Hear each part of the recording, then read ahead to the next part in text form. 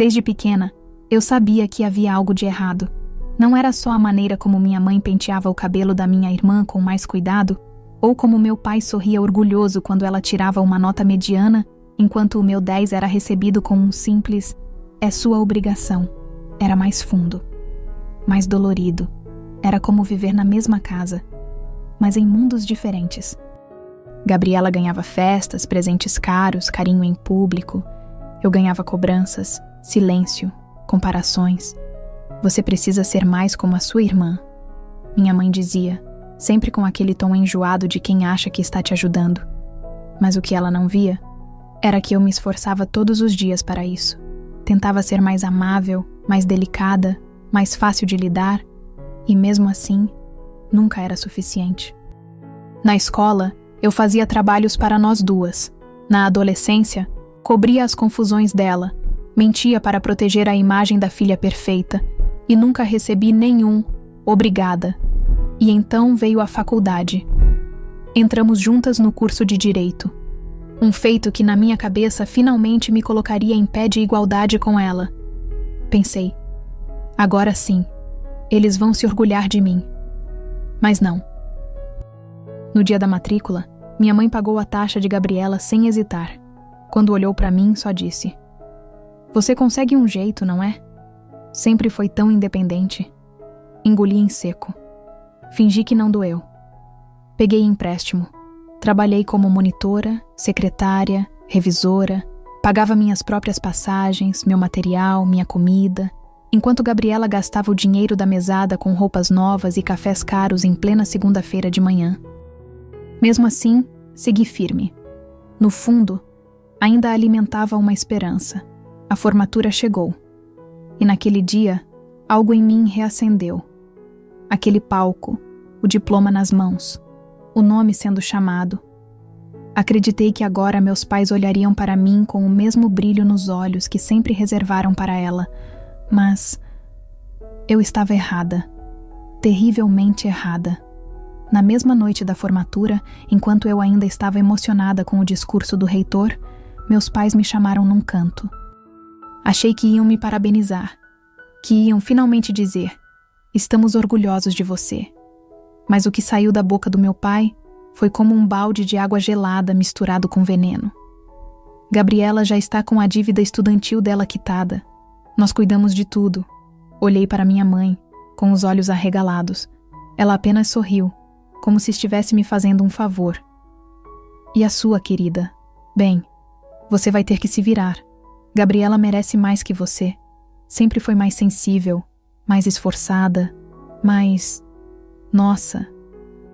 Ali, naquele momento, eu aprendi que não era só descaso. Era escolha.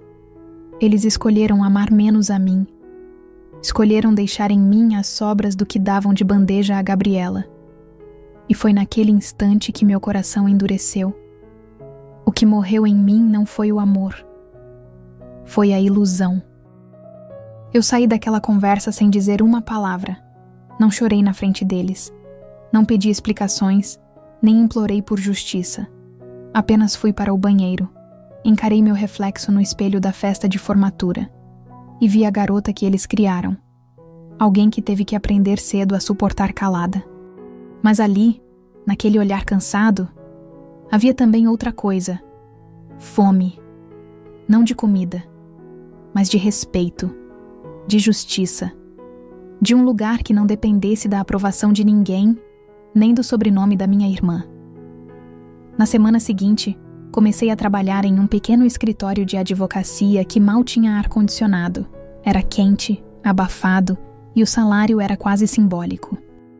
Mas eu dizia a mim mesma todos os dias: "Isso aqui não é o fim, é só o chão de onde vou me lançar." Trabalhava de segunda a sábado. Chegava antes das 8, saía depois das 10, almoçava marmita fria e respondia e-mails no ônibus. À noite, fazia cursos online. Me especializei em contratos, empresas, fusões. Coisas que ninguém queria estudar porque eram secas demais. Eu aprendi a amar o que era difícil, porque eu mesma fui o caminho difícil que ninguém escolheu. Gabriela, por outro lado, vivia postando fotos em restaurantes caros. Na bio do Instagram, lia-se: Advogada por amor e herança. Ironia? Talvez. Mas doía ver ela sendo chamada de promissora em colunas sociais enquanto eu atendia clientes que pagavam em parcelas porque só queriam sair do sufoco. Me dava uma raiva tão intensa, tão amarga, que virava combustível. E foi essa raiva que me levou a ser a melhor, não a mais querida, a mais capaz. Meses depois, consegui uma entrevista em uma empresa maior. Um escritório de verdade, com piso de mármore e sala de espera cheirando a café importado. Lembro do meu primeiro dia. Cheguei 1 hora mais cedo, com a mesma calça social batida que usei na formatura. Enquanto isso, os filhos dos sócios chegavam de carro importado, brincando de ser advogados. Mas ali, eu já não me sentia menor, porque eu sabia que ninguém ali tinha passado o que eu passei, e que tudo que viria depois, eu teria conquistado com sangue, suor e silêncio. Em 3 anos, minha vida mudou de patamar. Me tornei sócia júnior. Fechei contratos internacionais. Recebi propostas para palestrar. Vi meu nome em revistas de negócios. Não porque eu era filha de alguém, mas porque eu era alguém. Meu escritório começou a crescer. Contratei estagiários. Treinei uma equipe. Meu nome virou referência em direito empresarial. E meus pais? Silêncio. Nunca perguntaram como eu estava. Nunca ligaram para saber se eu precisava de algo. Mas também, eu nunca mais precisei deles. E Gabriela? Gabriela seguia sendo tratada como joia rara. Até que um dia, a joia rachou. O telefone tocou numa segunda-feira qualquer. Eu estava no meio de uma reunião importante com investidores estrangeiros quando vi o nome na tela. Gabriela. Fiquei alguns segundos olhando o visor, sem acreditar. Ela nunca me ligava. Nunca. Mas algo dentro de mim disse: atende. Vai ser bom. Interrompi a ligação e mandei uma mensagem seca. Estou em reunião. Se for urgente, me envie por escrito. 2 minutos depois, chegou uma enxurrada de mensagens. Desespero, confusão, frases desconexas. Meu nome está em um processo. Eu assinei sem entender. Tem dinheiro bloqueado. Eu vou ser presa? Dei uma pausa. Fechei os olhos e respirei fundo. Lá estava ela. A filha perfeita. A preferida. A princesa. Sem castelo. Sem trono. Sem saída. Naquela mesma noite ela me ligou novamente. Atendi. Oi, irmã? Ela disse com a voz baixa, tremendo. Irmã? Repeti com uma risada seca. Que milagre é esse? Houve um silêncio constrangedor. Eu me envolvi com um grupo de empresários. Um investimento que parecia ótimo, mas você assinou sem ler, não é? Completei. Ela chorou do outro lado da linha. E eu, confesso, não senti dó. Senti alívio. Porque pela primeira vez na vida, ela sabia o que era errar e não ter ninguém para protegê-la. O papai tentou me ajudar, mas ele também perdeu dinheiro nesse negócio. A empresa dele está sendo investigada. Nossos bens estão bloqueados. E... Ela engasgava com as palavras. E vocês precisam de mim? Perguntei fria. Sim, por favor. Ela sussurrou. Engoli em seco. Não porque eu estava com pena, mas porque parte de mim ainda queria dizer sim. Parte de mim ainda era aquela menina da faculdade, esperando um reconhecimento, um abraço, você é importante também.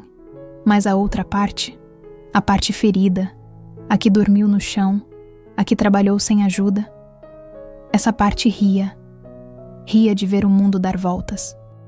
Aceitei me encontrar com eles, na sala de reuniões do meu próprio escritório. Quando entraram, meus pais estavam irreconhecíveis. Meu pai, sempre altivo, agora olhava para o chão. Minha mãe, sempre maquiada, tinha o rosto pálido e os olhos fundos. E Gabriela estava curvada, como se tivesse perdido a espinha. Sentei na cadeira de couro, de frente para eles. Meus advogados estavam ao meu lado. Obrigada por nos receber, disse minha mãe com a voz fraca. Sabemos que te decepcionamos. Mas estamos desesperados. Gabriela pode ser presa. Vamos perder tudo. Tudo o que vocês construíram, em cima da certeza de que ela era melhor do que eu disse, olhando nos olhos deles. Eles abaixaram a cabeça. Mas eu continuei. Lembra da noite da formatura? Quando vocês disseram que ela merecia mais? Quando me disseram para me virar? Pois bem, eu me virei. Houve silêncio. Meu pai engoliu em seco. Tentou falar, mas a vergonha pesava. Gabriela chorava. Eu sei que errei. Eu sei. Mas eu sou sua irmã. Por favor, me ajuda. Fechei a pasta de documentos à minha frente. Me levantei lentamente. Gabriela, você não é minha inimiga, mas também nunca foi minha irmã. Porque irmã não pisa, não humilha, não se alimenta do desprezo alheio. Ela tentou segurar minha mão, mas eu recuei. E vocês, pai e mãe, agora sabem o que é ter que se virar. Bem-vindos ao mundo que me deixaram sozinha para enfrentar. Eles me olharam como se esperassem perdão. Mas eu não tinha mais isso dentro de mim. Tinha respeito por mim. E isso bastava. Me procurem quando quiserem pedir desculpas, não favores. Finalizei com a cabeça erguida e saí da sala, sem olhar para trás. Hoje, eu continuo crescendo. Meu nome virou autoridade. Minha história, inspiração. E pela primeira vez, eu não carrego peso nenhum. Eles me ensinaram a sobreviver e eu transformei isso em poder. Não precisei da aprovação deles. Eu precisei só de uma coisa: de mim. Se essa história te fez refletir, comente aqui. Você já foi deixado para trás por quem deveria te apoiar? Curta, compartilhe com alguém que merece ouvir isso e se inscreva no canal. Toda semana, você ouve aqui histórias que machucam, mas curam. Porque crescer às vezes é aprender a se levantar, sozinho.